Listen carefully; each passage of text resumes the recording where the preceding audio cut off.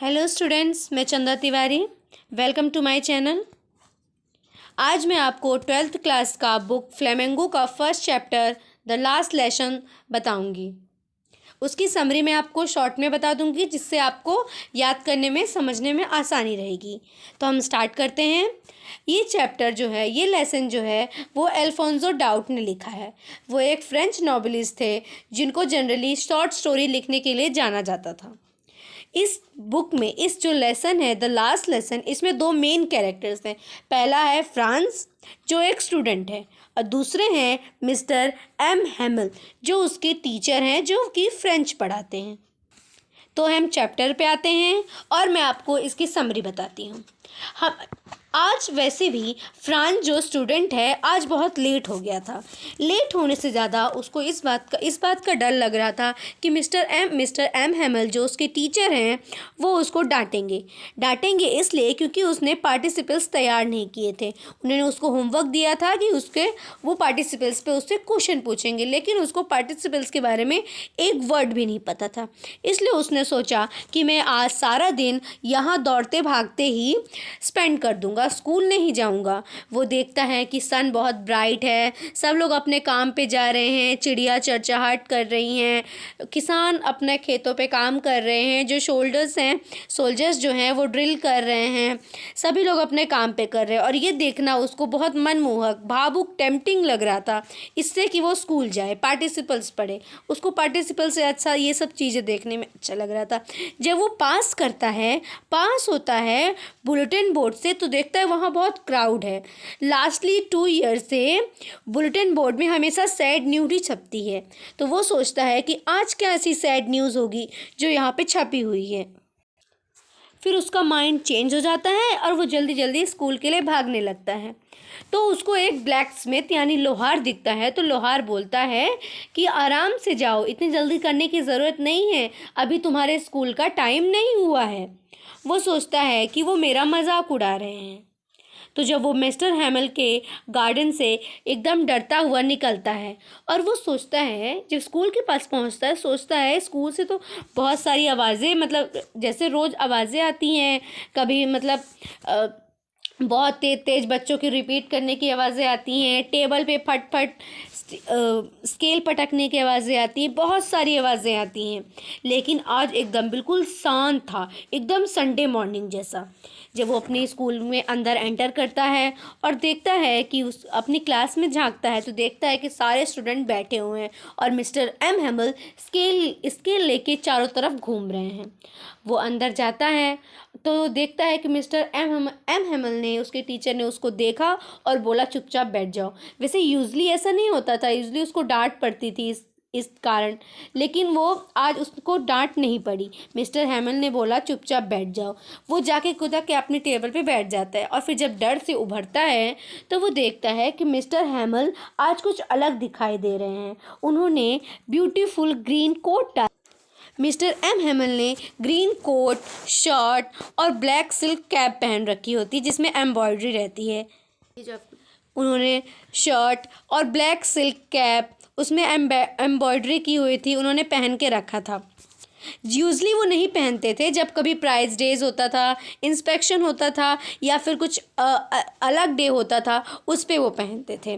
फिर mister M हैमल ने बोलना शुरू किया कि तुम क्या पढ़ के आए हो आज? उसने बोला नहीं।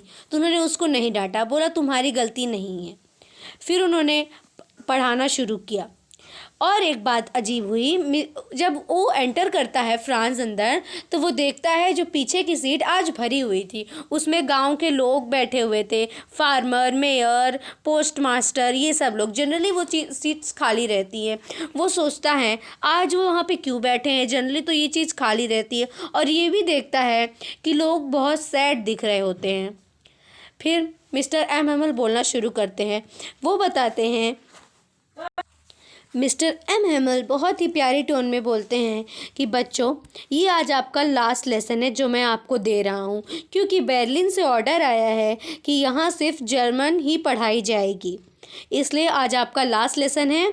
कल से आपको दूसरे टीचर आएंगे जो आपको जर्मन पढ़ाएंगे। ये सुनते ही फ्रांस और लोग एकदम शॉक में आ जाते हैं। ये उनके लिए एक थंडर क्लैप की तरह होता है। वो सोचते हैं कि ये क्या हो गया, ऐसा क्यों हो रहा है। ये लास्ट लेसन है। मिस्टर हैमेल कहते हैं ये मेरा लास्ट लेसन है, इसलिए मैं चाहता हूँ कि मैं आपको वो चीज़ दे दूँ, मतलब वो चीज़ सिखा सकूँ जो मुझे सिखाना है। फ्रांस सोचने लगता है कि अभी तो मैंने ठीक से लिखना भी नहीं सीखा था, अभी मैंने फ्रेंच ठीक से पढ़ा ही नहीं था। मैं इसलिए नहीं पढ़ पाता था क्योंकि जब सर पढ़ाते थे, मुझे लेसन देते थे, तो मैं बर्ड्स के एग पे ध्यान देता था, मैं बाहर खेलने चला जाता था, मेरी बुक का बोझ मुझे बहुत ज़्यादा लगता था, बैग मुझे बहुत भारी लगता था। अभी तक तो मैंने कुछ भी शुरू नहीं किया। अब फ्रांस को सारी बात समझ में आती है कि ओल्ड मैन लोग क्यों पीछे बैठे हैं। वो इसलिए बैठे हैं क्योंकि वो सॉरी कहना चाहते हैं कि वो स्कूल अटेंड नहीं कर पाए और ना ही भेज पाए। फिर एक आवाज़ आती है, फ्लुएंट सी, कहते हैं फ्रांस। फ्रांस उठता है और उसको रीडिंग करने के लिए बोलते हैं। फ्रांस जब रीडिंग करने लगता है तो वो थोड़ा अटकता है और फिर उसके बाद रीडिंग कर लेता है। तो मिस्टर एम हैमेल बोलते हैं उसके टीचर, फ्रांस डरो नहीं, तुम अच्छे से कर सकते हो, मैं तुम्हें नहीं डांटूंगा। और ये भी कहते हैं कि आप लोग जो ओल्ड पीपल हैं वो लोग इसलिए नहीं पढ़ पाए क्योंकि उन लोगों ने कभी इसको ध्यान से लिया ही नहीं। इवन ये लोग अपनी अपनी लैंग्वेज खुद जो है वो लिख नहीं पा रहे हैं, ना ही पढ़ पा रहे हैं। वो ये भी कहते हैं कि जो तुम लोगों के पेरेंट्स हैं उन्होंने कभी इसको सीरियसली लिया ही नहीं, पढ़ाई को। वो कुछ पैसों के लिए अब बच्चों को काम पर भेजते थे, उनका काम करते थे, और उन्हीं को बस ब्लेम नहीं दे सकते थे। मैं भी कभी कभी छुट्टी देकर फिशिंग पे चला जाता था, आप लोगों का लेसन नहीं कंप्लीट करता था। तो ये मिस्टेक हम सब की है कि हमने अपनी लैंग्वेज पे, अपनी मातृभाषा पे ध्यान नहीं दिया। ये फ्रांस का मैप आपकी बुक में दिया गया है।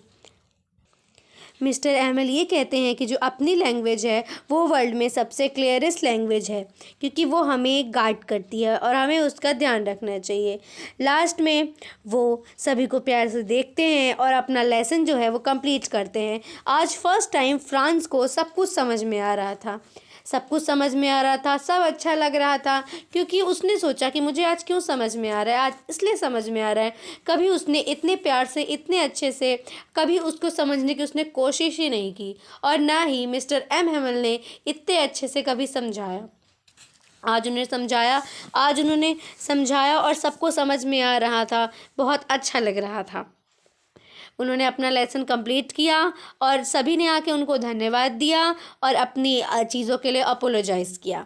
लास्ट में लेसन ख़त्म होता है और बेल बज जाती है। मिस्टर एम हैमेल सारे जगह अपना फ्लैग लगा देते हैं फ्रांस का, और लास्ट में कुछ नहीं कह पाते, भावुक हो जाते हैं और एक ही शब्द कह पाते हैं, लॉन्ग लिव फ्रांस, जो था वीवा ला फ्रांस, मतलब है लॉन्ग लिव फ्रांस। और भावुक हो जाते हैं, कुछ कह नहीं पाते हैं और स्टोरी फिनिश हो जाती है, ख़त्म।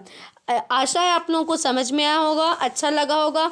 कोई भी डाउट हो, कहीं भी अगर नहीं समझ में आया है, आप लोग मुझे कमेंट बॉक्स पे ज़रूर मेंशन कीजिएगा। सब्सक्राइब कर दीजिए मेरे चैनल को और सपोर्ट कीजिए।